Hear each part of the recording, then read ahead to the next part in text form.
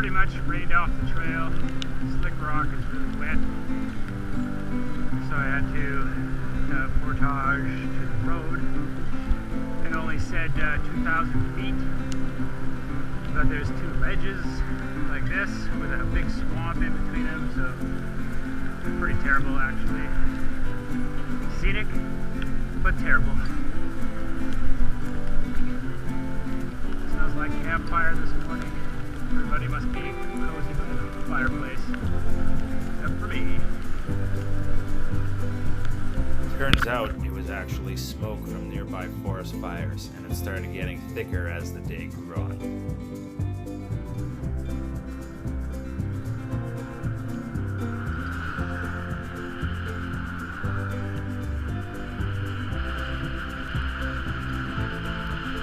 At this point, I hadn't planned on using as much electricity. My backup battery was depleted, and my phone was on its last charge, and that's what I was using for the GPS. So I apologize for not having as much footage as I could have. In the future, I'll bring more juice.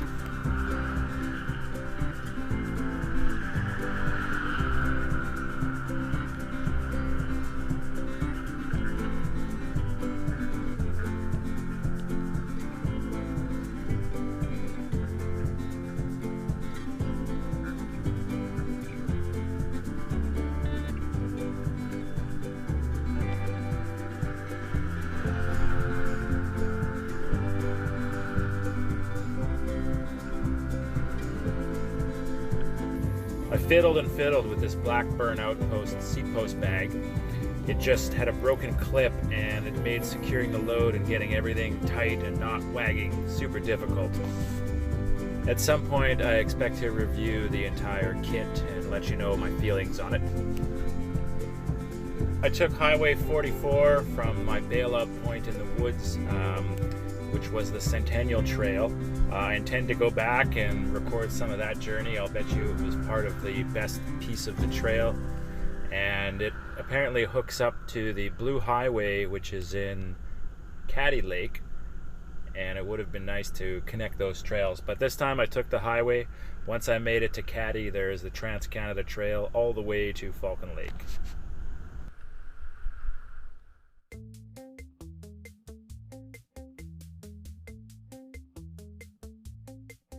These are the Giro Cylinder, and I bought these pretty much right before I left for my bikepacking trip, and I bought them because they were really lightweight. You'll notice all of the vents here that they allow the shoe to drain out when it gets wet and dry out really quickly, so that's important on any trip where you really don't know what you're going to expect. Really like this boa closure system. I thought for sure it was going to fail, but it's actually been pretty robust through soaking wet and from dry.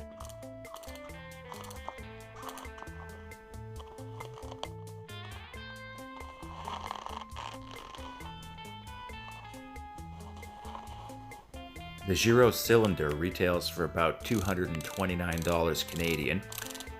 There's probably some more cost-effective shoes out there, and there's probably some more expensive ones. If you've got some touring favorites, let me know in the comments.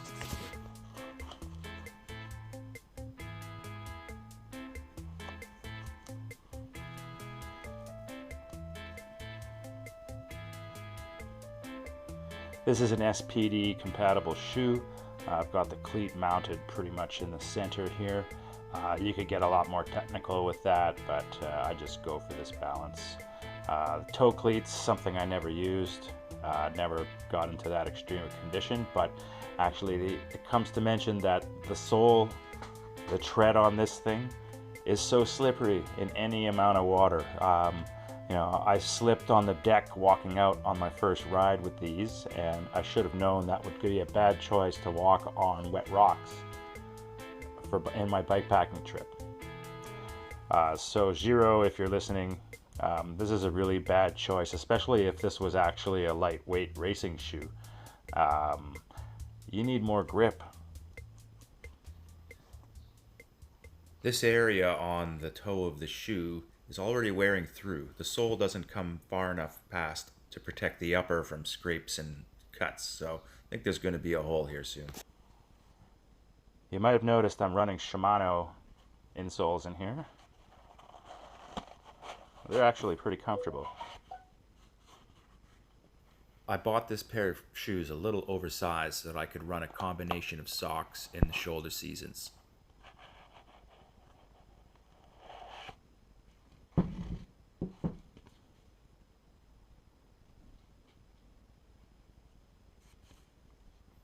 I would likely buy these shoes again if they'd sort out the traction issue. I really liked how quickly they dried out. They were really lightweight, and when you're doing long miles, the weight of the shoes can add up after days of traveling.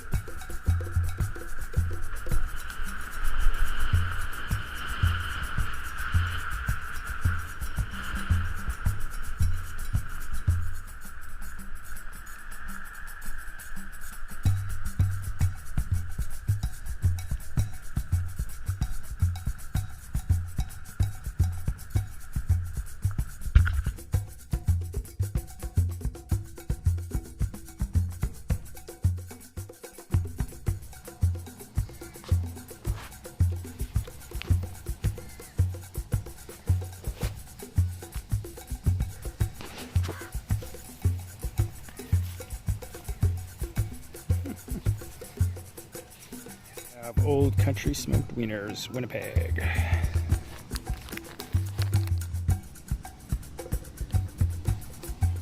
Not as many kilometers for the last day, but I got to get here early to secure a campsite for my ride back to Winnipeg. If you only have a weekend, check out the trails in between Caddy Lake and Falcon Lake. Totally worth the ride.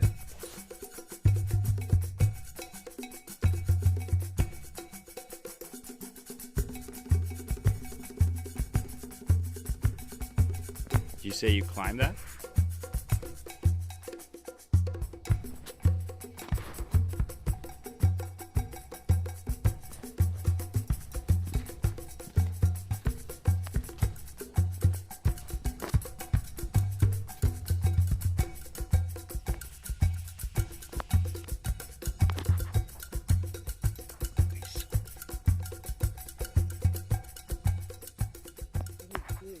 So cute. Yeah. They must have a nest up there. Is that a whiskey jack? It does look like a little cat. It sounds like a whiskey jack. Look at his tail.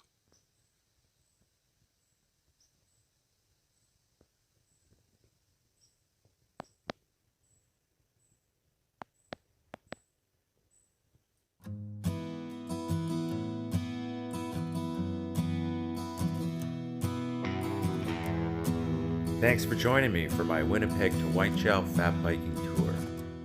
It was a fantastic adventure that I'll remember for a lifetime. I found drinking my morning coffee at a new scenic location every day to be very inspiring.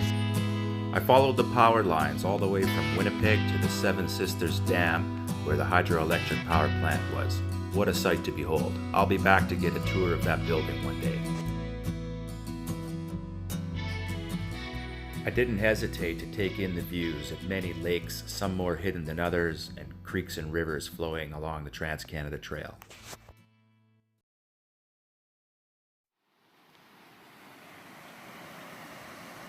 I invite you and your friends to load up your bikes with camping gear and check out some of the great places that Canada has to offer.